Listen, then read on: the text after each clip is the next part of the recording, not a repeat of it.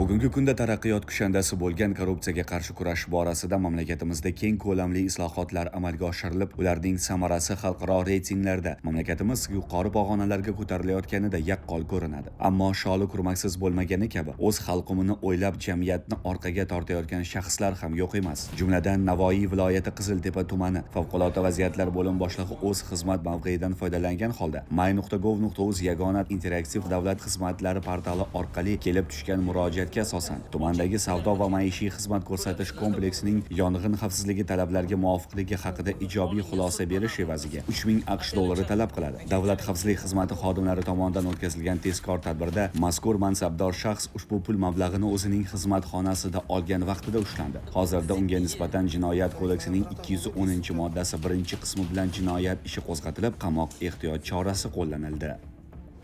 Surxondaryo viloyatida kuzatilgan holatda esa Jarqo'rg'on tuman majburiy ijro bo'limi boshlig'ining o'rinbosari va davlat ijrochisi o'z xizmat mavqelaridan foydalangan holda bo'lim ish yurituvida bo'lgan ijro ishi doirasida 1993-yilda tug'ilgan fuqaroga nisbatan xorijga chiqishga qo'yilgan taqiqni bekor qilib berish uchun 600 AQSh dollari hamda paxta va g'alla yetishtirishga ixtisoslashgan fermer xo'jalikka nisbatan yuritilgan ijro ishi doirasida xo'jalikning yer maydonlarini auksion savdolarga chiqarmaslik evaziga 10 million so'm olgan vaqtlarda davlat xavfsizlik xizmati xodimlari tomonidan ashyoviy dalillar bilan ushlandi. Hozirda mazkur shaxslarga nisbatan Jinoyat kodeksining 168-moddasi 3-qismi V bandi bilan jinoyat ishi qo'zg'atilib, tergov harakatlari olib borilmoqda.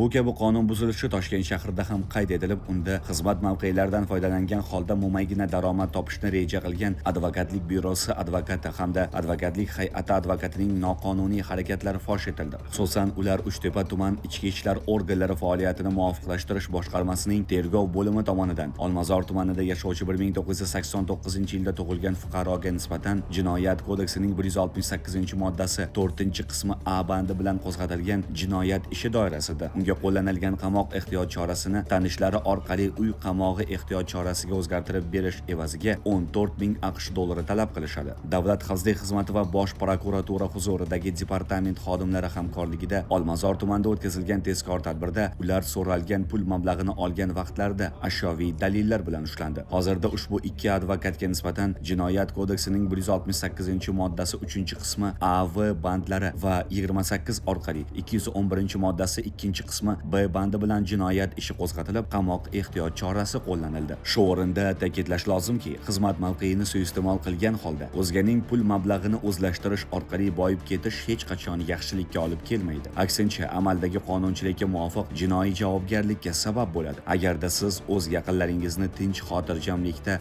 hayot kechirishini, sizdan doimo faxrlanib yurishlarini xohlasangiz, korrupsiya domiga tushib qolishdan o'zingizni saqlang, ogoh bo'ling.